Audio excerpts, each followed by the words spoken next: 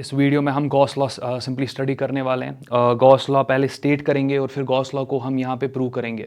Again जो मेरा style होगा प्रूव करने का वो बिल्कुल डिफरेंट होगा जिस तरीके से आप लोग प्रूव करते हो। आपको बोला तो जाता है कि गॉसियन सरफेस आप किसी भी आर्बिट्री शेप का ले सकते हो, बट प्रूव करने के वक्त, गॉस थ्योरम प्रूव करने के वक्त कोई भी आर्बिट्री शेप का आपको नहीं लिया जाता है वहाँ पे एनक्लोज सरफेस, वहाँ पर स्फीयर ही लिया जाता है।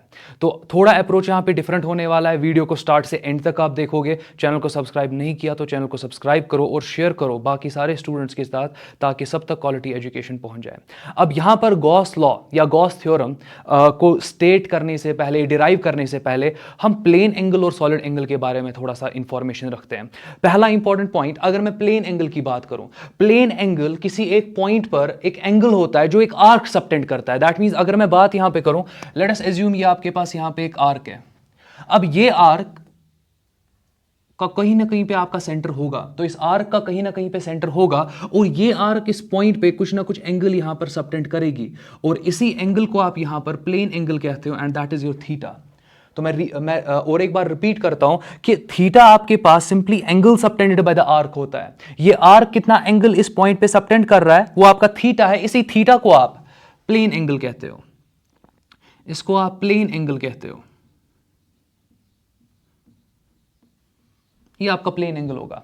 और फर्दर अगर मैं यहां पे बात करूं तो अगर मैं एक सर्कल का आर्क अब लूं, दैट मींस मैं एक आर्क ऐसा लूंगा जो कि एक बड़े सर्कल का पार्ट होगा। तो चलो पहले एक सर्कल लेता हूं और इसी सर्कल में अब मैं एक छोटा सा आर्क लेने वाला हूं। तो लेट अस एज्यूम वो आर्क ये है आपके पास। अब सर्कल का अपना सेंटर होगा ना, तो सर्कल का अपना सेंटर होगा और यहां पर मैं बोल सकता हूं कि इस सेंटर से अगर मैं एक लाइन यहां से यहां तक ड्रॉ करूं वही रेडियस कहलाएगा। अगर मैं लाइन यहां से यहां ड्रॉ करूं वही रेडियस कहलाएगा। दैट मींस जितने भी मैं मेजरमेंट इस सेंटर से इस सर्कमफ्रेंस तक लूंगा वो आपकी रेडियस ही होंगे। अब फर्दर देखते जाओ, यहां पर मैं आर्क के एक्सट्रीम्स को सर्कल के सेंटर पर ज्वाइन करने वाला हूं।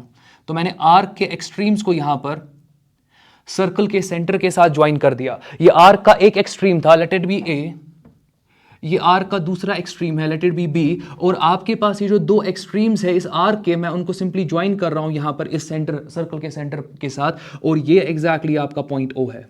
आप खुद से देख सकते हो कि यहां पर ए बी आर्क ने एक एंगल सबटेंड किया और ये एंगल आपका क्या होगा, ये एंगल आपका प्लेन एंगल थीटा होगा। ये एंगल आपका क्या होगा, प्लेन एंगल थीटा। और थीटा आप सिंपली क्या बोलते हो, आप बोलते हो theta is equal to, A B आपके पास आर्क है, इसका कुछ ना कुछ लेंथ होगा ना, उसको आप आर्क लेंथ कहते हो। Theta is equal to arc length. अच्छा, यहां पर तो आप रेडियस को भी डिफाइन कर सकते हो, let it be R, so arc length divided by radius. Again यहां पर मैं कुछ प्रूव वगैरह नहीं करना चाहता हूं। ये इक्वेशन कहां से आई मुझे इसके बारे में डिस्कस बिल्कुल नहीं करना है। मैं बस इक्वेशन आपको बोल रहा हूं क्योंकि ये इक्वेशन आपने पहले से पढ़ी होती है। इस इक्वेशन को बस मेमोराइज करो। कहां से रही है इक्वेशन, ये आपका बहुत ही बेसिक वाला पार्ट है जो कि आप 7th 8th 9th क्लास में सीख लेते हो। तो फिलहाल के लिए थीटा आपके पास होता है arc length divided by radius. अब समझो यहां पर अगर मैं फॉर एग्जांपल थीटा की जगह पे डिफरेंशियल थीटा लूं, डिफरेंशियल थीटा कब आपको मिलेगा, डिफरेंशियल थीटा आपको तब मिलेगा जब आपके पास जो डिफरेंशियल लेंथ होगा, जो आपके पास सॉरी आर्क लेंथ होगा, वो डिफरेंशियल होगा। मैं दिखाता हूं। आप देख सकते हो कि मैंने आर्क लेंथ को यहां पर बहुत छोटा ले लिया। This is differential arc length, late it B DL, late it B DL. और आप देख सकते हो कि रेडियस में कोई फर्क तो आएगा नहीं, बट यहां जो अब एंगल सबटेंड हो रहा है ये बड़ा एंगल नहीं है, ये छोटा एंगल होगा। So with respect to dl arc element you will get a differential angle, differential plane angle, और इस डिफरेंशियल प्लेन एंगल को आप यहां पर डी थीटा से रिप्रेजेंट कर सकते हो। तो डी थीटा को मैं किस स्टाइल में लिख सकता हूं, d theta it is equal to, आप देख लो यहां पर आर्क लेंथ अब आपके पास डीएल आ जाएगा, तो आर्क लेंथ आपके पास डीएल आ जाएगा और रेडियस आपके पास आर है। आर आपका कांस्टेंट है, आर यहां पे चेंज नहीं होगा। हम इंटीग्रेट कर सकते हैं ना दोनों साइड से। अब देख लो मैं इंटीग्रेट यहां पर करने वाला हूं डी थीटा को, it is equal to 1/r constant है, बाहर आ जाएगा इंटीग्रल डीएल।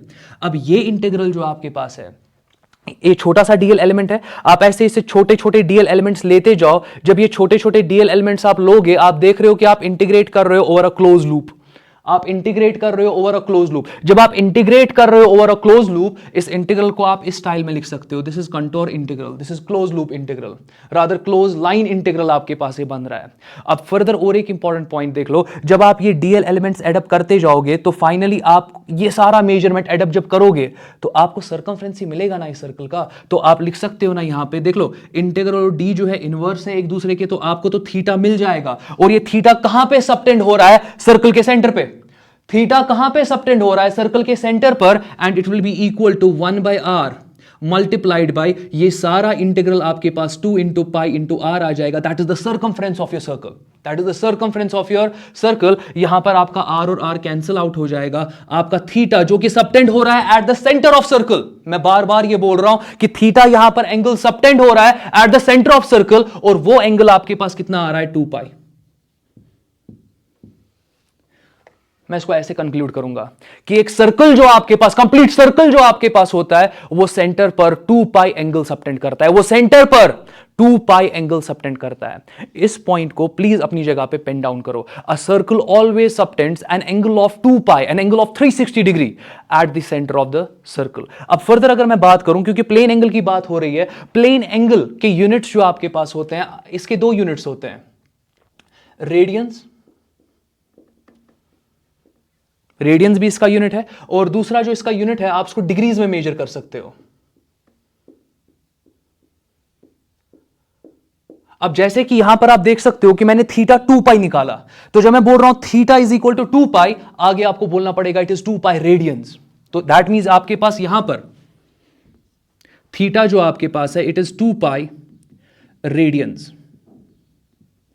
पॉइंट नंबर 1, आप इसको ऐसे भी बोल सकते हो, थीटा इज इक्वल टू 2 पाई का वैल्यू होता है 180 इन डिग्रीज, तो आपने डिग्रीज में कन्वर्ट कर दिया, so it will be equal to 360 degrees. तो ये आपके यूनिट्स होते हैं आपके प्लेन एंगल के। तो प्लेन एंगल डिस्कशन सही हुआ ना? आपको समझ में आया होगा, मुझे पूरा कॉन्फिडेंस है अपने में कि मैंने अच्छे से आपको एक्सप्लेन करा। अगर आपने वीडियो को अभी तक अच्छे से देखा होगा, इसमें आपको कहीं पे डाउट नहीं होगा। चलो सॉलिड एंगल के बारे में बात करते हैं। हमारे पास है सॉलिड एंगल। अगर मैं सॉलिड एंगल को डिफाइन करना चाहूं, सॉलिड एंगल आपका एक 2 डायमेंशनल एंगल होता है 3D स्पेस में, जो एक ऑब्जेक्ट सबटेंड करता है। इसको मैं ऐसे भी डिफाइन कर सकता हूं कि सॉलिड एंगल आपके पास एंगल होता है जो कि एक एरिया सबटेंड करता है at the centre of sphere. ये पार्ट बहुत इंपॉर्टेंट है, जो एक एरिया सबटेंड करेगा at the centre of sphere. आप देखोगे जितना भी मेरा डिस्कशन होगा ना, वो स्फीयर के रिलेटेड ही होने वाला है। तो फिलहाल के लिए चलो डेफिनेशन वाइज अगर मैं बात करूं, मैं बोल सकता हूं कि solid angle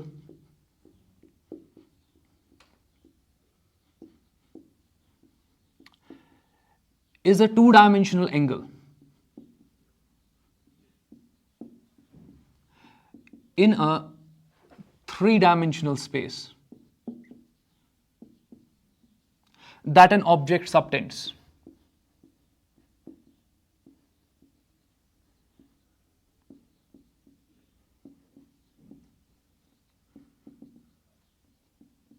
At a point. और एक डेफिनेशन जो मैं सॉलिड एंगल का दूंगा, मैं ऐसे बोल सकता हूं कि solid angle it is the angle subtended bye an area at the centre of sphere. मैं ऐसे भी बोल सकता हूं कि solid angle is the angle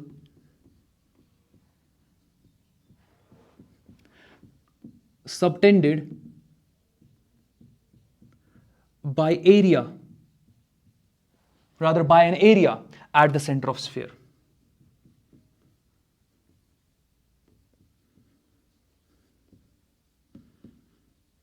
ये स्फीयर वाला पार्ट इंपॉर्टेंट है, ये स्फीयर वाला पार्ट इंपॉर्टेंट है, क्योंकि अब मैं आपको दिखाऊंगा कि किस तरीके से मैं एक कोन लूंगा, वहां पर एक सॉलिड एंगल को डिफाइन करूंगा, वो कोन एक स्फीयर का पार्ट होगा। फिर मैं एक ऐसा कोन लूंगा जो स्फीयर का पार्ट नहीं होगा, बट उस कोन को आप रिजॉल्व कर सकते हो 2 कंपोनेंट्स में, और वो दोनों कोन्स जो होंगे वो अलग अलग स्फीयर के पार्ट होंगे। फिर आप किस वाले स्फीयर को डील करोगे, तो उसी हिसाब से आप वहां कंपोनेंट के साथ डील करोगे। मैं दिखाऊंगा सारा डायग्रामेटिकली। तो फिलहाल के लिए मैं यहां पर एक कोन लेता हूं,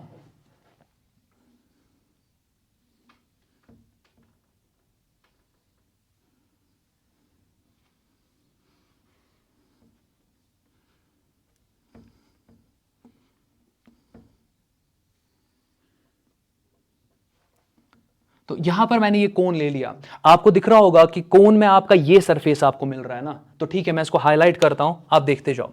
तो यहां पर आप देख सकते हो कि ये कोन का सरफेस है,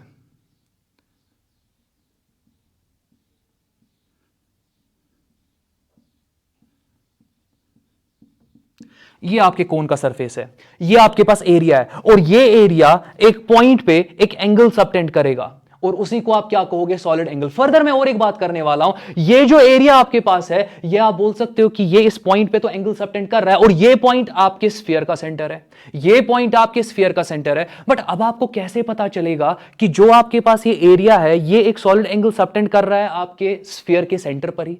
जरूरी तो नहीं ना है कि ये स्फीयर के सेंटर पे सबटेंड करेगा। तो आप कैसे फॉर एग्जांपल यहां पर पता कर सकते हो कि एरिया जो है वो स्फीयर के सेंटर पर ही सॉलिड एंगल सबटेंड कर रहा है? देख लो, इसके लिए आपको सिंपली दो चीजें दिमाग में रखनी है। पहला इंपॉर्टेंट पॉइंट मैं पहले दिखाता हूं कि ये वाला जो एंगल आपके पास है, ये वाला एंगल, ये वाला जो एंगल आपके पास है, ये आपका सॉलिड एंगल है, और इस सॉलिड एंगल को आप यहां पर ओमेगा से रिप्रेजेंट करते हो। अगेन अगर आपके पास ये स्फीयर का पार्ट है, तो ये कोन जो होगा ये स्फीयर में सबटेंड हो रहा होगा, स्फीयर का अपना रेडियस होता है ना, तो दैट मींस ये अपना रेडियस आर होने वाला है। अभी तक कहीं पे डाउट नहीं होगा। अच्छा, कोन का एक एक्सिस आप ड्रॉ कर सकते हो ना, कोन का एक एक्सिस आप ड्रॉ कर सकते हो ना, तो कोन का एक्सिस ड्रॉ करते हैं। देख लो, इस कोन का एक्सिस कुछ इस फॉर्म में आप ड्रॉ कर सकते हो। ये देख लो, मैंने कोन का एक्सिस ड्रॉ किया। बट अगर मैं अब आपको ये बताऊं कि इस सरफेस का जरा एरिया वेक्टर ड्रॉ करो। अच्छा, एरिया वेक्टर इनवर्ड्स ड्रॉ करोगे कि आउटवर्ड ड्रॉ करोगे? आउटवर्ड ड्रॉ करोगे। अगर पिछले वीडियोस नहीं देखे हैं, मैं रिकमेंड करता हूं पहले पिछले वीडियोस देखो, आपको आइडिया मिलेगा कि मैं क्यों यहां पे बोल रहा हूं कि एरिया वेक्टर को आउटवर्ड ड्रॉ करो। सो यहां पर मैं ये बोल सकता हूं कि आपको यहां पर एरिया वेक्टर को आउटवर्ड ड्रॉ करना है। देख लो, मैं एरिया वेक्टर ड्रॉ कर रहा हूं।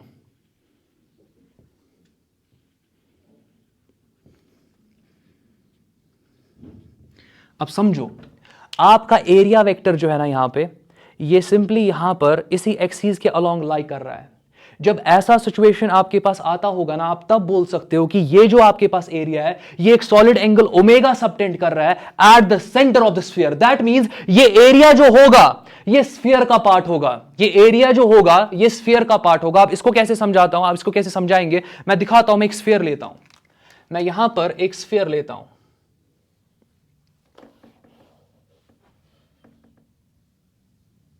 मैं यहां पर एक स्फीयर लेता हूं। तो ये आपके पास स्फीयर है यहां पे। अब इस स्फीयर में ये इसका सेंटर होगा, ये इसका सेंटर होगा। अब समझो, यहां पे मैं यहां पर एक सॉलिड एंगल ड्रॉ कर रहा हूं।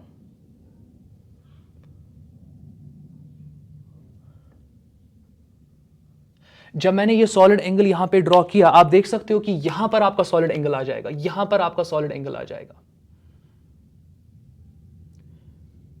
ये आपका सॉलिड एंगल आ जाएगा।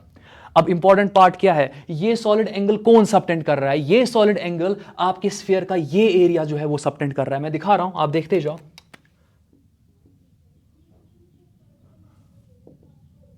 ये आप देख सकते हो कि ये तो स्फीयर का एरिया ही है, ये तो स्फीयर का पार्ट है ना, तो ये स्फीयर का एरिया है, और स्फीयर का एरिया ये सॉलिड एंगल स्फीयर के सेंटर पे क्या कर रहा है, सबटेंड कर रहा है। अब यहां पर अगेन अगर आप, क्योंकि ये तो कोन बन रहा है, आप एक एक्सिस ड्रॉ कर सकते हो, कोई इश्यू नहीं है। और स्फीयर पे जब भी आप एरिया वेक्टर ड्रॉ करते हो ना, वो एरिया वेक्टर जो होता है वो रेडियली आउटवर्ड्स होता है, वो रेडियली आउटवर्ड्स होता है। तो यहां पर अगर आप एरिया वेक्टर ड्रॉ करोगे, वो ऐसे होना चाहिए, रेडियली आउटवर्ड, रेडियली आउटवर्ड होना चाहिए। आप देख सकते हो रेडियली आउटवर्ड का मतलब कि एरिया वेक्टर को अगर आप बैकवर्ड प्रोड्यूस करोगे ना, वो सेंटर के साथ टच करेगा, इसका मतलब होता है रेडियली आउटवर्ड। ये जो एक्सिस है, this is also radially outward. ये जो एरो यहां पर है, it is also radially outward. आप ये भी देख सकते हो कि आपका जो एरो है वो एक्सिस के साथ यहां पर जीरो एंगल बना रहा है। क्यों बना रहा है? क्योंकि ये जो आपके पास एरिया है, ये एग्जैक्टली इसी स्फीयर का एरिया है, और यही यहां पर सॉलिड एंगल सबटेंड कर रहा है at the centre of sphere. तो बहुत इंपॉर्टेंट पार्ट यही है आपका यहां इस लेक्चर में। अब देखो मैं क्या करने वाला हूं, मैं यहां पर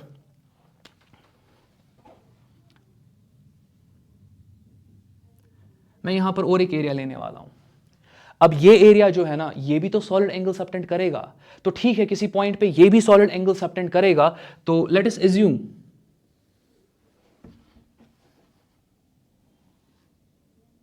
ये आपका वो सॉलिड एंगल यहां पर है। तो आपका ये वाला सॉलिड एंगल यहां पर जो है सबटेंड हो रहा है।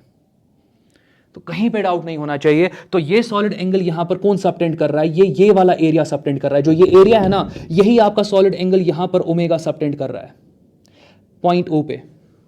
बट अब क्या पार्ट इंपॉर्टेंट है, अब ये पार्ट इंपॉर्टेंट है कि ये जो एरिया है ना, ये स्फीयर का पार्ट नहीं है। ये जो एरिया है ना, ये स्फीयर का पार्ट नहीं है। आपको कैसे पता, आप यहां पे खुद से निकाल सकते हो। देखो कैसे, आप पहले यहां पर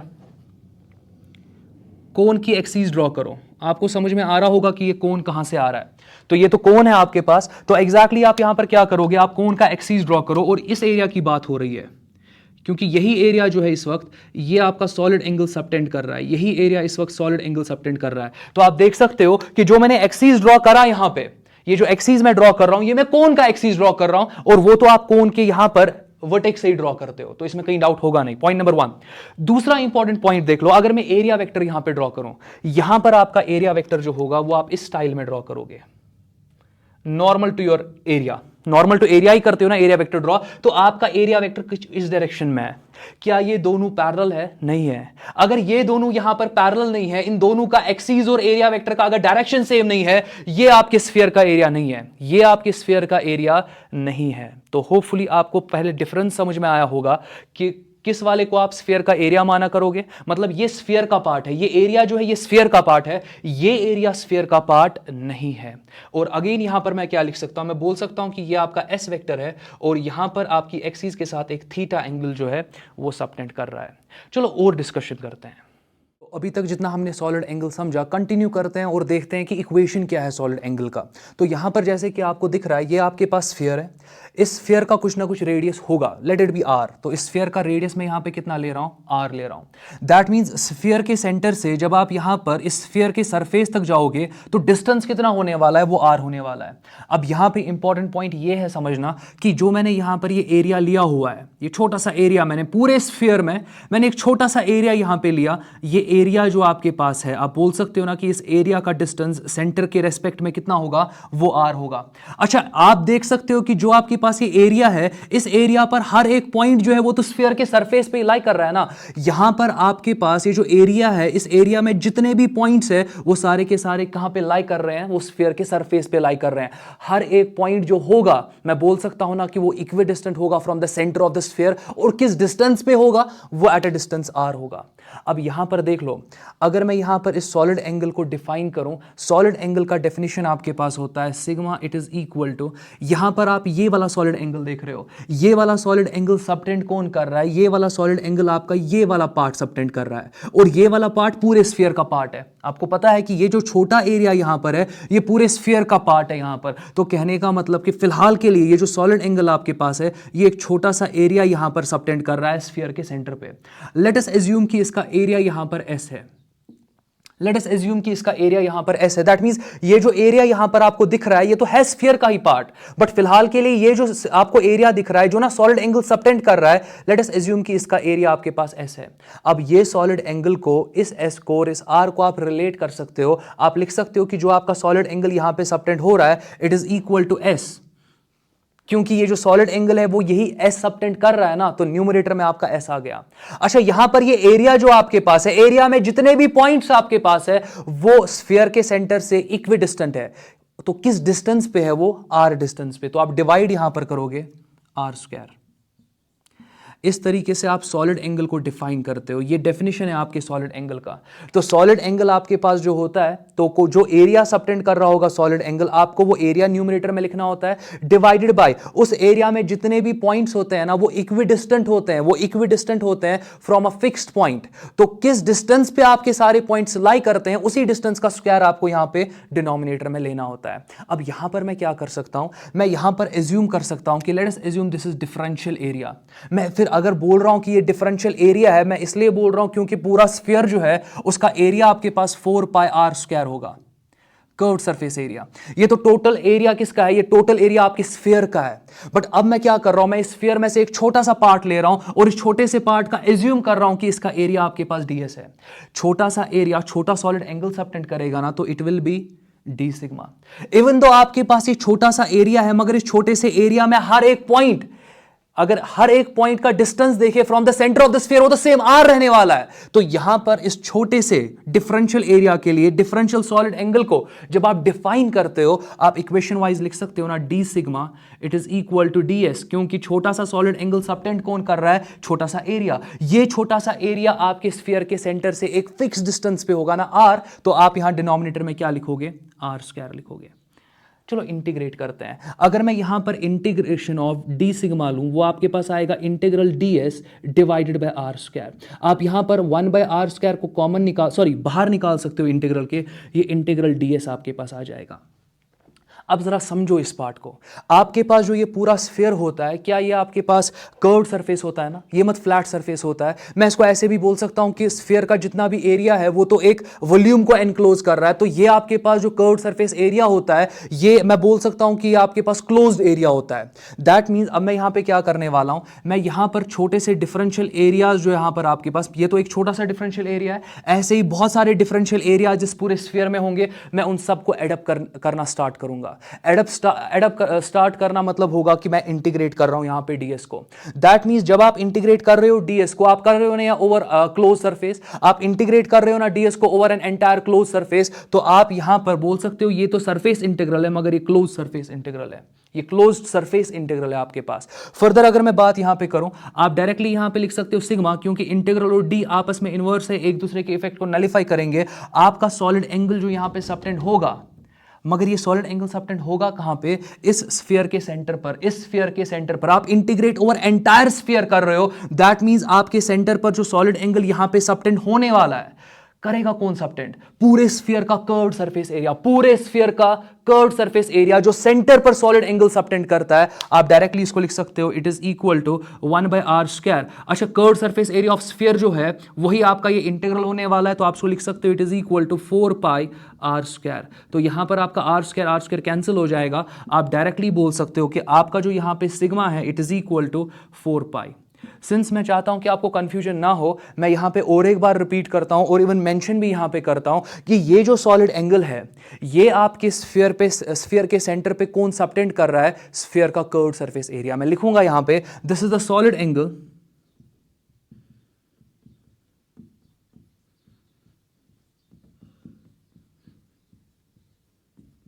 subtended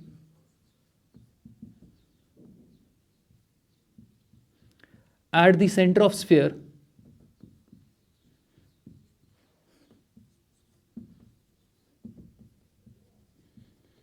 by curved surface area of sphere.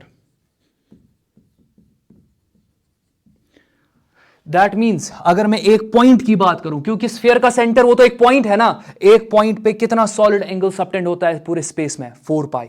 मैं और एक बार मेंशन कर रहा हूं, यूं यहां पे लिखूंगा, पेन डाउन करो इस पॉइंट को। मैं लिखता हूं, ये आपके पास पॉइंट नंबर 1 है। पॉइंट नंबर 2 मैं ऐसे भी इसको मेंशन कर सकता हूं कि solid angle subtended at a point in space, it is always 4π। मैं लिखता हूं यहां पे, solid angle subtended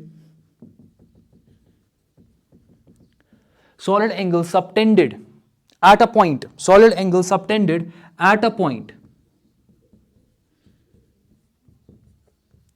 in space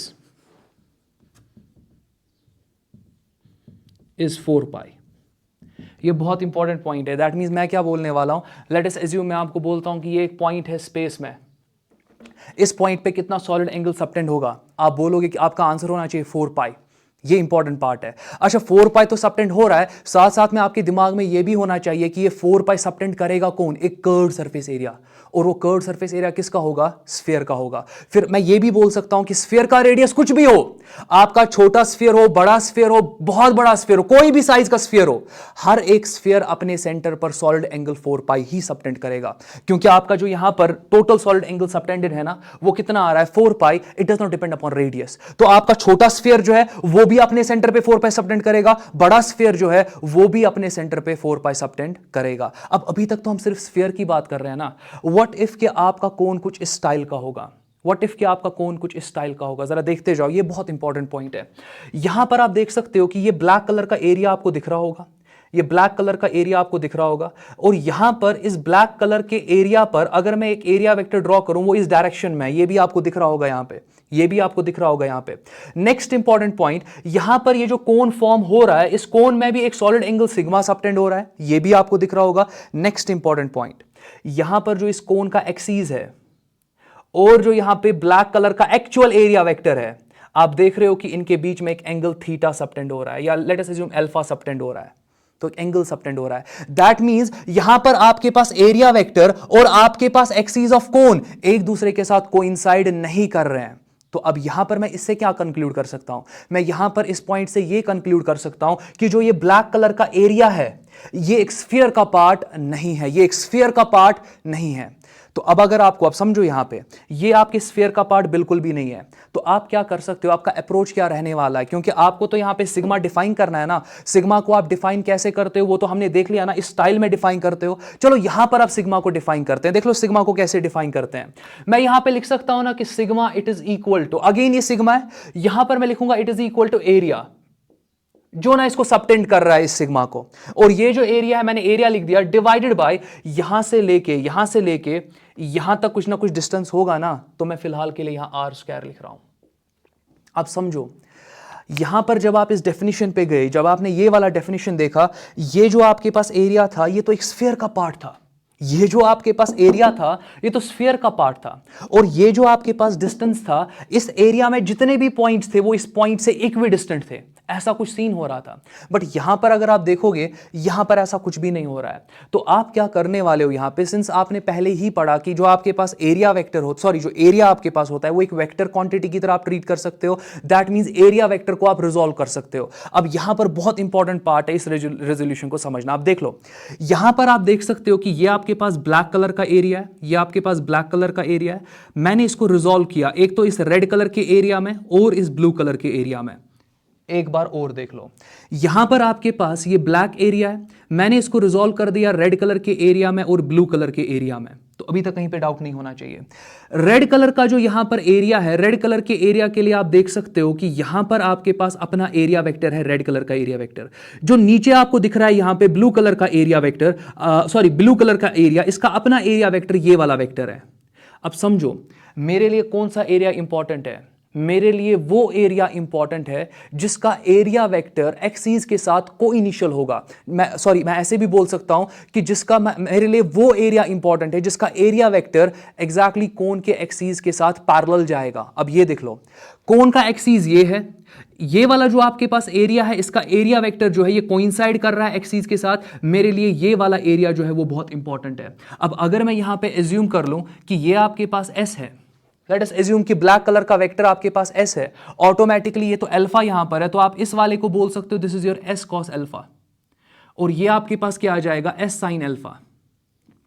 S sine alpha की मुझे जरूरत है नहीं, मुझे यहां पर एस कॉस अल्फा चाहिए। क्यों? क्योंकि जो एस कॉस अल्फा है, एस कॉस अल्फा का area vector, S cos alpha जो है आपके पास उसका एरिया वेक्टर और जो यहां पर कोन का एक्सिस है वो तो कोइंसाइड कर रहे हैं, वो तो सिंपली पैरेलल जा रहे हैं। तो मैं अब बोल सकता हूं कि जो आपके पास एस कॉस अल्फा है, ये एरिया जो आपके पास है ये एक बड़े स्फीयर का पार्ट है, ये एक बड़े स्फीयर का पार्ट है। एक बार और सुन लो, ये बहुत इंपॉर्टेंट पॉइंट है। आप कब बोल सकते हो कि एक गिवन एरिया जो आपके पास है वो बड़े स्फीयर का पार्ट है? कब बोल सकते हो? जब आपके पास उस एरिया का जो एरिया वेक्टर है और जो आपके पास कोन का एक्सिस है वो आपस में पैरेलल होंगे, तब आप बोल सकते हो कि ये जो एरिया आपके पास है ये एक बड़े स्फीयर का पार्ट है। तो यहां पर अगर मैं इस सॉलिड एंगल को डिफाइन करना चाहूं, मैं यहां पर लिखूंगा कि आपके पास जो सिग्मा होगा it is equal to, area की जगह पर मैं लिखने वाला हूं एस कॉस अल्फा। अब आपको समझ में आया होगा कि ये एस कॉस अल्फा मैं यहां लिख क्यों रहा हूं। मैं एस कॉस अल्फा यहां पर इसलिए लिख रहा हूं क्योंकि जो आपके पास यहां एस कॉस अल्फा है ये आपका सिंपली वो एरिया यहां पर आपके पास आ रहा है जो एक बड़े स्फीयर का पार्ट होगा। मतलब ये जो आपके पास एस कॉस अल्फा वाला एरिया है ये एक बड़े स्फीयर का पार्ट है। आपको कैसे पता? मैंने बार बार आपको बता दिया। नेक्स्ट पार्ट देखते हैं, डिवाइडेड बाय आपके पास आर स्क्वायर अपनी जगह पे रहेगा। अब ये वाला पार्ट इंपॉर्टेंट है, इसको अंडरस्टैंड करना। यहां पर अगर मैं डी सिग्मा लूं तो आप यहां पे लोगे ना डी एस कॉस अल्फा, और डिवाइड किससे कर दोगे? आर स्क्वायर से। अच्छा ये समझने की कोशिश करो, अगर मैं इंटीग्रेट करूं यहां पे डी सिग्मा को, ये आपके पास आ जाएगा integral d S cos alpha, और डिवाइड किससे हो जाएगा? आर स्क्वायर से। फर्दर यहां पर आप इंटीग्रेशन में क्या पाओगे, आप इंटीग्रेशन में एंटायर सॉलिड एंगल पाओगे, और ये जो सॉलिड एंगल होगा ये सबटेंडेड होगा eight a point in space, eight a point in space, और आपको पहले ही पता है कि इसका वैल्यू 4 पाई आने वाला है। कैसे पता है, मैं दिखाता हूं कैसे पता है आपको। यहां पर ये जो आपके पास एरिया था, ये बड़े स्फीयर का पार्ट था, इस एरिया को जब आपने इंटीग्रेट करा, आपने देखा कि पूरे स्फीयर का कर्व्ड सरफेस एरिया इन्वॉल्व हो गया, और पूरा कर्व्ड सरफेस एरिया कितना सॉलिड एंगल सबटेंड करता है स्फीयर के सेंटर पे, 4 पाई। अब यहां पर जरा देख लो, जो एस कॉस अल्फा है ये भी स्फीयर का पार्ट है, एस कॉस अल्फा जो आपके पास है ये भी स्फीयर का पार्ट है। अगर आप ds कॉस अल्फा लोगे वो भी स्फीयर का पार्ट है। तो जब आप ds कॉस अल्फा को इंटीग्रेट करोगे ना, आपको स्फीयर का एंटायर कर्व्ड सरफेस एरिया ही मिलेगा। तो ds cos अल्फा को इंटीग्रेट करने पे क्या मिलेगा, पूरे स्फीयर का आपको मिल जाएगा कर्व्ड सरफेस एरिया, वो तो 4 पाई आर स्क्वायर ही होगा ना। तो दैट मींस यहां पर आप क्या कर सकते हो, अब देख लो, अगर अभी भी कंफ्यूजन है तो आप देख लो, यहां पे मैं यहां पर सरफेस एरिया लेने वाला हूं over the entire close surface, तो आप यहां पे 1 बाय आर स्क्वायर को अगेन कॉमन निकाल सकते हो, आपके पास ये आ जाएगा close surface integral of ds cos alpha. अब जरा एक बार और सुन लो, ds cos अल्फा आपके बड़े स्फीयर का छोटा सा पार्ट है। जब आप इसी छोटे छोटे पार्ट्स को एक्यूमुलेट करते जाओगे और एंटायर सरफेस पे इंटीग्रेट करते जाओगे, फाइनली आपको क्या मिलेगा, फाइनली आपको पूरे स्फीयर का कर्व्ड सरफेस एरिया मिलेगा। वो किसके बराबर होता है, वो आपका यहां पर 4 पाई आर स्क्वायर के बराबर होता है। तो यहां आर स्क्वायर कैंसिल होगा, अगेन आपको सिग्मा 4 पाई मिल रहा है। ये स्फीयर के लिए समझना बहुत आसान है, स्फीयर के लिए समझना बहुत आसान है कि सेंटर, स्फीयर के सेंटर पर आपको टोटल सॉलिड एंगल कितना मिल रहा है, 4 पाई।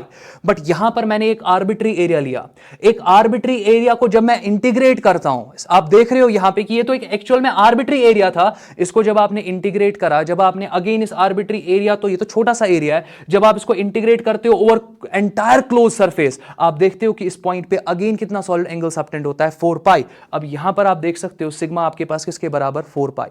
अच्छा, अभी तक जितना मैंने यहां पर आपके सामने लेक्चर रखा, आपको क्या क्या पता होना चाहिए कि solid angle subtended at a point in space it is equal to 4 pi. Pen down कर लो इसको। दूसरा आपको पता होना चाहिए कि जब जब भी आपके पास इंटीग्रल आ जाएगा, close surface integral ds cos theta, जब भी आपके पास 1 बाय are square integral ds cos theta या ds cos अल्फा हमने लिया था, चलो ds cos अल्फा मैं ले रहा हूं, जब भी इस स्टाइल का इंटीग्रल आपको मिलेगा ना, ये इंटीग्रल भी 4 पाई के बराबर होगा। इनको मेमोराइज आप करोगे। और एक इंपॉर्टेंट पॉइंट, लास्ट पॉइंट जो यहां पर मैं बोलने वाला हूं, आप यहां पर एक चीज देख सकते हो कि यहां पर आपके पास सॉलिड एंगल जो है, let us assume it is sigma, let us assume it is sigma. Further अगर मैं बात करूं, अगर ये सिग्मा है तो ये आपके पास एक एरिया एस होने वाला है, ये एरिया एस होने वाला है। आप देख सकते हो कि यहां पर ये कोन, आप देख सकते हो ये जो कोन फॉर्म कर रहा है, इस कोन का ये जो एंगल यहां पर मैं ले रहा हूं, इसको आप कोन का हाफ एंगल बोलते हो, लेट इट बी थीटा। इसको आप प्लेन एंगल भी बोल सकते हो। तो दैट मींस सिग्मा आपके पास जो है वो तो 3D स्पेस में है, जो आपके पास थीटा है वो 2D स्पेस में है। ये आपका यहां सॉलिड एंगल है, ये आपका प्लेन एंगल है, मगर दोनों एक ही कोन के एंगल है। ये सॉलिड एंगल है किसका, इस कोन का। ये थीटा यहां पर है, प्लेन एंगल किसका, इसी कोन का। दैट मींस कोन के दो एंगल होते हैं, एक आपके पास होता है प्लेन एंगल, दूसरा आपके पास होता है सॉलिड एंगल। इन दोनों एंगल्स को आप रिलेट कर सकते हो थ्रू एन इक्वेशन, जो कि मैं यहां पे तीसरा पॉइंट लिखने वाला हूं, सबसे इंपॉर्टेंट पॉइंट। 2019 और 2020 में इस पॉइंट पे क्वेश्चन आया है जेईई मेंस में, आप चेक कर सकते हो। तो फिलहाल के लिए यहां पर मैं लिख रहा हूं यहां पे रिलेशनशिप, आपके सॉलिड एंगल और प्लेन एंगल के बीच का जो रिलेशनशिप है वो ये है कि sigma it is equal to 4 pi, solid angle it is equal to 4 pi 1 minus cos of theta. और ये बहुत ज्यादा इंपॉर्टेंट इक्वेशन है। अब हम गॉस लॉ डिराइव करने के लिए तैयार है, क्योंकि हमें प्लेन एंगल पता है, हमें सॉलिड एंगल का कॉन्सेप्ट पता है, ये इक्वेशंस हमने देखी कि ये आ कहां से रही है। अगेन अगर कहीं पे डाउट होगा ना, वीडियो को रिवाइंड करो और एक बार वीडियो को देखो, चीजों को समझो। फिर भी डाउट होगा ना, कमेंट सेक्शन में आप कमेंट कर लो। तो अगर कुछ ऐसा डाउट होगा जो मुझे लगेगा कि नहीं इसको जरूरी मेंशन करना है, मैं और एक वीडियो एग्जैक्टली बनाऊंगा और फिर मैं अगेन वो अपलोड करूंगा, आप वो सारे कंफ्यूजन्स में आपके क्लियर कर दूंगा। तो फिलहाल के लिए इंपॉर्टेंट पार्ट ये है कि ये इक्वेशंस आपको पता होनी चाहिए। ये कहां से आई, अगेन ये 11th का पार्ट है, ये मैं नहीं दिखाने वाला हूं, बट हां ये वाले जो दोनों पार्ट है ये कहां से आए, ये हमने देख लिए। चलो गॉस लॉ को डिराइव करते हैं एक आर्बिट्री सरफेस के लिए, ना कि एक स्पेशल सरफेस के लिए, समथिंग डिफरेंट। तो अब हम गॉस थ्योरम को समझेंगे। गॉस थ्योरम जो आपके पास है कि वो स्टेट क्या करता है, और हम देखेंगे कि हाँ क्या हम उसको प्रूव कर सकते हैं। एक्चुअली जो लॉ आपके पास होता है ना, तो यूजुअली आप उसको डिराइव नहीं करते हो, बट यहाँ पे एक मैथमेटिकल कंस्ट्रक्ट लेंगे ताकि हम अपने आप को सेटिस्फाई कर सके कि जो रिजल्ट है वो वैलिड है हमारे पास। अब देख लो यहाँ पर, अगर मैं पहले बात करूँ गॉस थ्योरम की, उसके स्टेटमेंट की अगर मैं बात करूँ, लेट अस एज्यूम आपके पास यहाँ पर चार्ज क्यू है। गॉस थ्योरम के हिसाब से आप इस चार्ज को एनक्लोज कर दो। एनक्लोज करोगे तो किस में करोगे? एक क्लोज्ड सरफेस में। वो क्लोज्ड सरफेस किसी भी शेप का हो सकता है। आपका क्लोज सरफेस जो होगा, लेट अस एज्यूम आप एक बैग ले रहे हो, बैग में चार्ज को पुट कर रहे हो, बैग को बंद कर रहे हो, दैट मींस आपने चार्ज को कर दिया ना एनक्लोज। तो गॉस थ्योरम बोल रहा है ठीक है आपने एनक्लोज वहां पे कर दिया, अब मैं आपको बताऊंगा कि उस बैग से बाहर कितना फ्लक्स आ रहा होगा। दैट मीन्स गॉस थ्योरम आपको क्या बता रहा है? वो आपको सिंपली फ्लक्स के बारे में बोल रहा है। तो फ्लक्स की अगर मैं बात करूं, गॉस थ्योरम के हिसाब से अगर आपने एक चार्ज को एनक्लोज कर दिया किसी भी आर्बिट्री शेप बैग में, या अगर आप यहां पर आर्बिट्री नहीं लोगे, आप एक पर्टिकुलर शेप का बैग भी ले सकते हो, आप एक स्फेरिकल बैग ले सकते हो, आप एक स्फीयर ले सकते हो, आप एक शेल ले सकते हो, उसमें आप चार्ज को एनक्लोज कर सकते हो, और फिर गॉस थ्योरम आपको बताएगा कि उस शेल के सरफेस के थ्रू कितना फ्लक्स बाहर आ जाएगा। ये गॉस थ्योरम आपको बताएगा। तो ये पार्ट बहुत इंपॉर्टेंट है। तो यहां पर अगर मैं बात करूं, जो फ्लक्स यहां पर आपका निकलेगा आपके बैग के बाहर, जिस बैग में आपने अपने चार्ज को एनक्लोज करा होगा, वो सिंपली आपके पास है Q enclosed divided by epsilon not. Since मैंने एप्सिलॉन नॉट यहां पे यूज किया, दैट मींस आप वैक्यूम के साथ डील कर रहे हो, किसी मीडियम के साथ डील नहीं कर रहे हो। अगर आप एक मीडियम में ऐसी चीजें ले रहे हो, एक मीडियम में अपने बैग को ले रहे हो, फिर उसमें चार्ज को डाल रहे हो, वहां पर आपके पास इलेक्ट्रिक फ्लक्स में इक्वेशन में एप्सिलॉन नॉट की जगह पर एप्सिलॉन आ जाएगा। अच्छा, फ्लक्स का इक्वेशन तो हमने इससे पहले भी पढ़ा है ना, कि इलेक्ट्रिक फ्लक्स आपका किसके बराबर होता है? इंटीग्रल ई वेक्टर डॉट डीएस वेक्टर। ये भी तो फ्लक्स का इक्वेशन है। बट इंपॉर्टेंट पार्ट यहां पर यह है कि ये जो फ्लक्स है ये तो एक क्लोज सरफेस के बाहर आ रहा है। दैट मींस यहां पर है तो ये पहले सरफेस इंटीग्रल, मगर सरफेस जो आपके पास होगा ये एक ओपन सरफेस की बात नहीं यहां पे हो रही है गॉस थ्योरम में। आपका सरफेस जो है वो क्लोज सरफेस होना चाहिए। तो आप यहां पे क्लोज सरफेस इंटीग्रल लेने वाले हो। अब समझते हैं, देख लो, ये आपके पास चार्ज है। अब इस चार्ज को पहले आप एनक्लोज कर सकते हो, आप इस चार्ज को रियल सरफेस में एनक्लोज कर सकते हो, आप इस चार्ज को एक इमेजिनरी सरफेस में एनक्लोज कर सकते हो। जिस सरफेस में आप चार्ज को एनक्लोज करते हो ना, उसको आप गॉसियन सरफेस कहते हो। तो चलो मैं यहां पे एक गॉसियन सरफेस में इस चार्ज को एनक्लोज कर देता हूं। तो आप देखते जाओ, मैं आर्बिट्री लेने वाला हूं। यूजुअली आप देखोगे बुक्स वगैरह जो बाकी पढ़ाते वगैरह है, तो आप देखोगे कि वो पूरा एक स्फीयर लेते हैं और स्फीयर पे फिर आपकी चीज़ें डिराइव करते हैं, जो कि बहुत आसान रहता है। बट हम एक जनरल रूल की तरफ चलेंगे, जनरल फॉर्मेट में चलेंगे, जहां पर मैं किसी भी शेप का बैग लेने वाला हूं, और जो भी मैं यहां पे आर्बिट्री शेप का बैग लेने वाला हूं, मैं आपको दिखाऊंगा कि आर्बिट्री शेप ले रहा हूं मैं, क्योंकि गॉस थ्योरम के हिसाब से आप कोई भी बैग ले सकते हो। एक परफेक्ट शेप वाला बैग भी ले सकते हो, इम्परफेक्ट शेप वाला बैग भी ले सकते हो। फ्लक्स जो होगा दोनों बैग्स के थ्रू वो तो सेम निकलने वाला है, क्यू बाय एप्सिलॉन नॉट। तो यहां पर आप देख रहे हो कि बैग का ज्योमेट्री जो है वो कहीं नहीं आ रहा है, कहीं पे आर नहीं आ रहा है, कहीं पे आपके पास एरिया नहीं आ रहा है, वैसा कुछ भी नहीं है। तो आप यहां पे परफेक्ट शेप वाला बैग लो या आप किसी भी आर्बिट्री शेप वाला बैग लो, आंसर सेम आना चाहिए। तो परफेक्ट शेप वाला तो वहां पर तो चीजें आसान बन जाती है। मैं यहां पे क्या कर रहा हूं, मैं एक आर्बिट्री शेप वाला बैग लेने वाला हूं। तो आप देखते जाओ,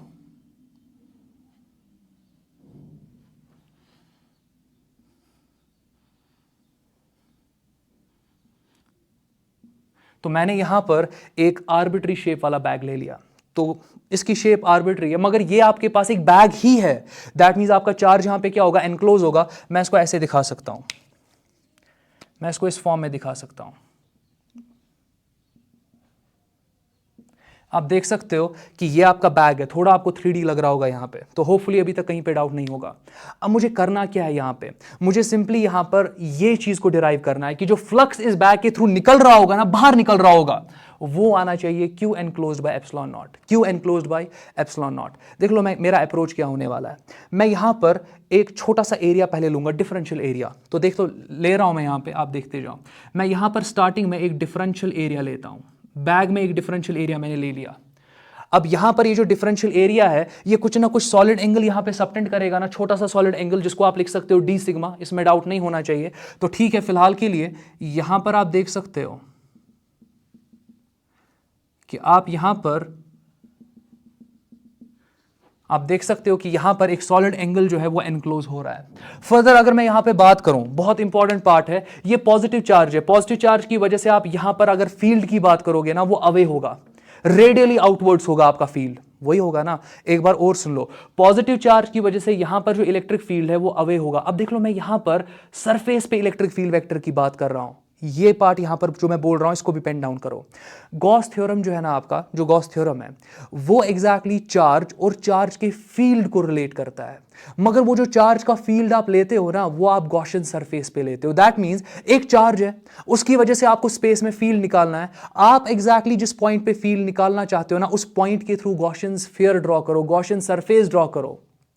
अब यहां पर कहने का मतलब क्या है, आप एक पॉइंट की वजह, पॉइंट चार्ज की वजह से समझो, इस पॉइंट चार्ज की वजह से मैं ये बोल रहा हूं कि मैं देखना चाहता हूं कि इस पॉइंट पे कितना फील्ड है। दैट मीन्स स्पेस में किसी भी पॉइंट पे आपको यहां पर देखना है कि इस चार्ज की वजह से फील्ड है कितना।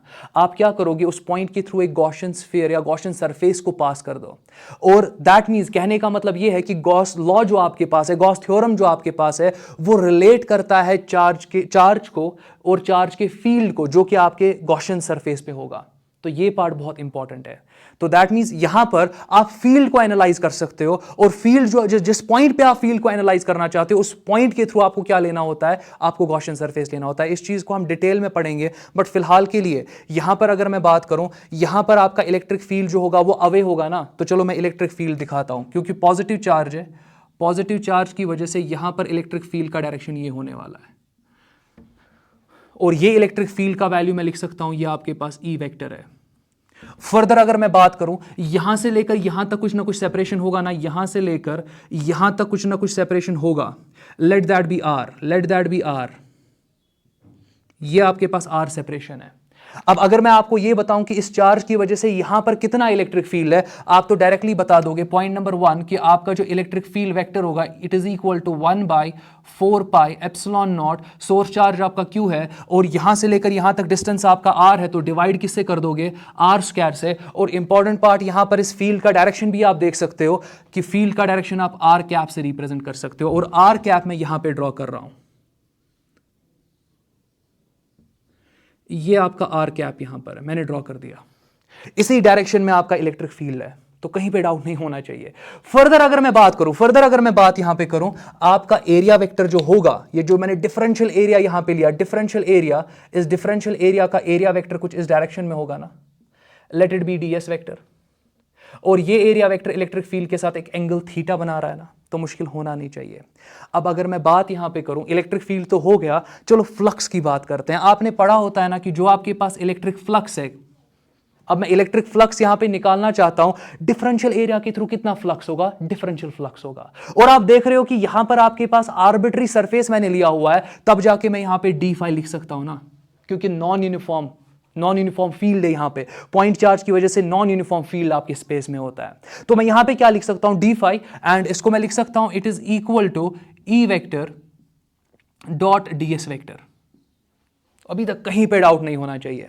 अच्छा, फर्दर मैं यहां पे तीसरा पॉइंट लिख सकता हूं ना कि जो आपके पास डी फाई होगा it is equal to E vector की जगह पर क्या आएगा, 1/4 पाई एप्सिलॉन नॉट, फिर आपके पास Q divided by are square, और यहां पर फिर आपके पास आर कैप आ जाएगा। डॉट किससे कर दोगे आप, डीएस वेक्टर से डॉट कर दोगे।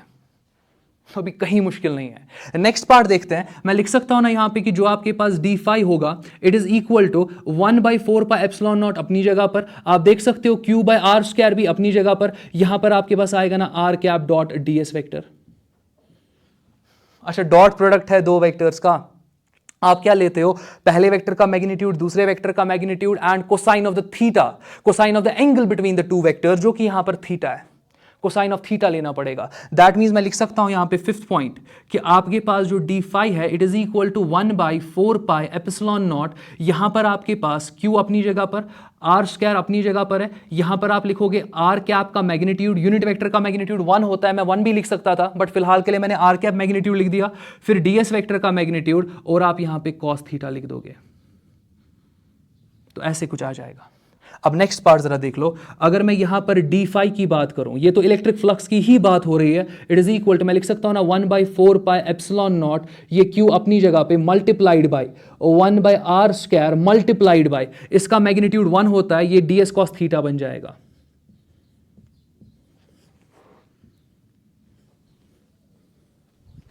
ये इक्वेशन इंपॉर्टेंट है। अब मैं इस इक्वेशन को आगे लेने वाला हूं 7th पॉइंट के फॉर्म में, तो यहां पर लिख रहा हूं 7th पॉइंट। आप देख सकते हो कि अगर मैं यहां पर टोटल फ्लक्स की बात करूं, इंटीग्रेट करना पड़ेगा ना दोनों साइड से, मैं बोल सकता हूं कि जो टोटल फ्लक्स होगा, टोटल इलेक्ट्रिक फ्लक्स, मैंने इंटीग्रेट कर दिया यहां से, मैंने इंटीग्रेट यहां से कर दिया, इंटीग्रल डी कैंसिल होगा, सिर्फ टोटल फ्लक्स 5 बचेगा। दूसरे साइड से भी इंटीग्रेट कर सकते हो, देख लो 1/4 पाई एप्सिलॉन नॉट, ये वाला पार्ट हो गया। फिर आपके पास Q divided by are square है, तो मैं यहां पे मल्टीप्लाई Q कर रहा हूं, मल्टीप्लाइड बाय यहां पे 1/r स्क्वायर ले रहा हूं। अच्छा जरा देख लो, ये जो Q आपके पास है ये तो एनक्लोज है ना आपकी सरफेस में, तो ये Q एनक्लोज ही है आपके पास। ऐसा नहीं है कि चार्ज आपके सरफेस के बाहर है, ऐसा है नहीं। ये जो Q है आपका, यही आपका Q एनक्लोज्ड है यहां पे, होपफुली कहीं पे डाउट नहीं होगा। नेक्स्ट पार्ट देख लो, यहां पर आपके पास आ जाएगा ना इंटीग्रल, ये आपके पास आ जाएगा ds cos थीटा। और आपको पता है कि आप यहां पर इंटीग्रेट करने वाले हो over an entire close surface, तो ये आपका क्लोज सरफेस इंटीग्रल आने वाला है, तो मुश्किल होना नहीं चाहिए। अब जो ये वाला पार्ट है आपके पास, ये वाला part 1/r square, 1/r square close surface integral ds cos alpha, 1/r square close surface integral ds cos theta. ये तो 4 पाई होता है ना, तो इसकी जगह पर क्या आ जाएगा, इसकी जगह पे 4 पाई आ जाएगा। बहुत आसान, इसकी जगह पर 4 पाई आ जाएगा। दैट मींस 8th पॉइंट में मैं बोल सकता हूं ना कि जो आपके पास इलेक्ट्रिक फ्लक्स है, it is equal to 1/4 pi epsilon naught, Q अपनी जगह पर है, डिवाइडेड बाय आर स्क्वायर अपनी जगह पर है, सॉरी Q अपनी जगह पर है, आर स्क्वायर लिखना नहीं है क्योंकि 1/r स्क्वायर ये पूरा पार्ट जो है, इसकी जगह पर आप 4 पाई लिखने वाले हो, तो मैं मल्टीप्लाई यहां पर 4 पाई से करता हूं।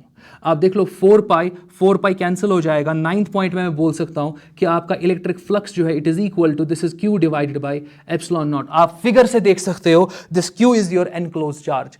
यही तो गॉस थ्योरम है ना, यही तो गॉस थ्योरम है ना। अब मैंने क्या किया यहां पे, मैंने स्फीयर नहीं लिया क्योंकि स्फीयर में चीजें आपको आसान लगती है। फिर आप बोलते हो कि नहीं, गॉस थ्योरम जो है, गॉस लॉ जो है, वो तो किसी भी आर्बिट्री सरफेस के लिए, हाँ ये आर्बिट्री सरफेस ही है, और इसके लिए मैंने गॉस थ्योरम को डिराइव किया। आप देख सकते हो कि टोटल इलेक्ट्रिक फ्लक्स जो यहां से आ जाएगा, it is Q bye epsilon not. अब एक और पॉइंट मैं दिखाता हूं आपको, एक और पॉइंट पे यहां पर मैं फोकस करता हूं, आप देखते जाओ। लास्ट पॉइंट, और उसके बाद वीडियो को कंक्लूड करते हैं। ये आपके पास चार्ज है, अगर मैं इलेक्ट्रिक फील्ड यहां पर स्पेस में ड्रॉ करूं, आप देख लो कि वो रेडियली आउटवर्ड होगा, ऐसे। उसका स्टाइल कुछ ये होने वाला है,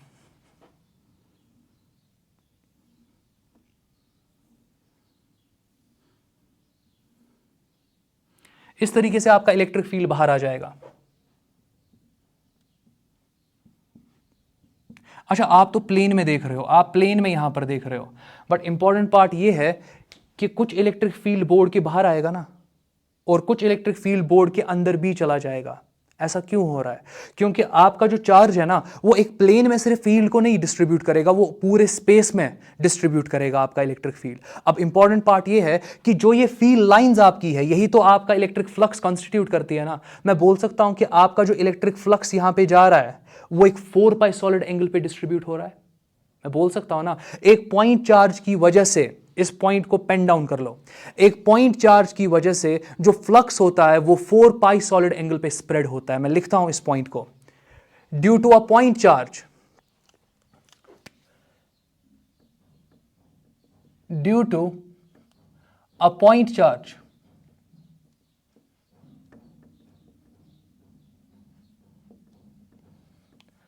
flux is spreaded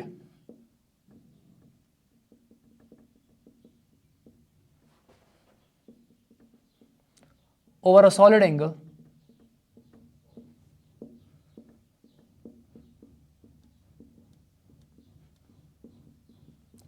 of 4 pi. ये बहुत इंपॉर्टेंट पार्ट है। अब और एक चीज यहां पे देख लो, मैं बोल सकता हूं कि जो आपके पास एक पॉइंट चार्ज की वजह से फ्लक्स है, मैं लिखूंगा यहां पे कि flux due to point charge, it is spreaded over an angle of 4 pi. Flux due to point charge, it is spreaded over a solid angle of 4 pi. Point number 1, मैं बोल सकता हूं कि फ्लक्स पर यूनिट सॉलिड एंगल, फ्लक्स पर unit solid angle, पर unit solid angle. तो 4 पाई पे आपका फ्लक्स जो है, टोटल जो फ्लक्स स्प्रेड हो रहा है, तो वो आपके पास टोटल फ्लक्स जो स्प्रेड हो रहा है आपके, मतलब जो भी पॉइंट चार्ज की वजह से फ्लक्स स्प्रेड हो रहा है, वो 4 पाई एंगल पे स्प्रेड हो रहा है। मगर फ्लक्स जो आपके पास होता है एक पॉइंट चार्ज की वजह से, वो होता है ना आपके पास Q bye epsilon not. Q by epsilon not होता है ना, क्योंकि गॉस थ्योरम के हिसाब से एक पॉइंट चार्ज की वजह से जो फ्लक्स डिस्ट्रीब्यूट होगा, स्प्रेड होगा स्पेस में, वो exactly Q by epsilon not है। और ये Q by epsilon not flux जो है कि सॉलिड एंगल पे स्प्रेड होगा, 4 पाई सॉलिड एंगल पे स्प्रेड होगा। अगर आपको देखना होगा कि पर यूनिट कितना आपका फ्लक्स स्प्रेड होगा, पर यूनिट सॉलिड एंगल कितना आपका फ्लक्स स्प्रेड होगा, आप डायरेक्टली बोल सकते हो ना कि ये आपके पास आ जाएगा 4 पाई पे इतना होता है, 4 पाई पे इतना होता है, तो यूनिट सॉलिड एंगल पे कितना फ्लक्स स्प्रेडेड होगा, it will B Q divided by 4 pi epsilon not. इसमें डाउट नहीं होना चाहिए। अगर मैं इसको एक बार और रिपीट करता हूं और उसके बाद कंक्लूड करते हैं, हमेशा याद रखो एक पॉइंट चार्ज की वजह से जो फ्लक्स स्पेस में आता है ना, फ्लक्स जो स्पेस में आता है वो क्यू बाय एप्सिलॉन नॉट होता है। दैट मींस एक पॉइंट चार्ज की वजह से Q by epsilon not flux spread होगा, मगर किस सॉलिड एंगल पे, 4 पाई सॉलिड एंगल पे। 4 पाई सॉलिड एंगल पे Q by epsilon not flux spread होगा। तो ये तो 4 पाई सॉलिड एंगल की बात हुई। अगर आप पर यूनिट सॉलिड एंगल पे फ्लक्स देखना चाहते हो कितना स्प्रेड हो रहा है, आपको कुछ नहीं करना है, ये आपके पास स्टीरेडियंस आता है, 4 पाई स्टीरेडियंस पे इतना फ्लक्स आपका जाता है। तो एक स्टीरेडियन पे कितना फ्लक्स डिस्ट्रीब्यूट होगा, एक पे कितना होगा, 4 पाई को डिनोमिनेटर में लाओ, यूनिटरी मेथड, आप लिखोगे Q divided by 4 pi epsilon not. और इसी चीज़ को हम नेक्स्ट वीडियो में यूज़ करेंगे और बहुत सारे इंपॉर्टेंट जो हमारे न्यूमेरिकल्स है वो इससे हमें निकल जाएंगे। हमेशा याद रखो, मैं रिपीट करता हूँ, इसको पेन डाउन करो अपनी जगह पे, कि जो आपके पास फ्लक्स स्प्रेड होता है per unit solid angle due to a point charge, that means due to a point charge flux पर unit solid angle is Q divided by 4 pi epsilon naught. Q total charge, Q divided by 4 pi epsilon naught. तो ये वाला factor बहुत important है। मैं fourth point की form में यहां पे लिखता हूं, मैं फोर्थ पॉइंट की फॉर्म पे यहां लिखता हूं कि flux due to a point charge spreaded पर यूनिट सॉलिड एंगल। तो flux due to point charge but पर यूनिट सॉलिड एंगल, तो फ्लक्स पर unit solid angle but due to point charge, due to point charge it is equal to Q, क्योंकि point charge का कुछ value होगा वो Q है, इसी को डिवाइड किया करो 4 पाई एप्सिलॉन नॉट से। दिस इज द फ्लक्स पर unit solid angle due to point charge, this is the flux per unit solid angle due to point charge। Next video में मिलते हैं, आज के लिए इतना काफी।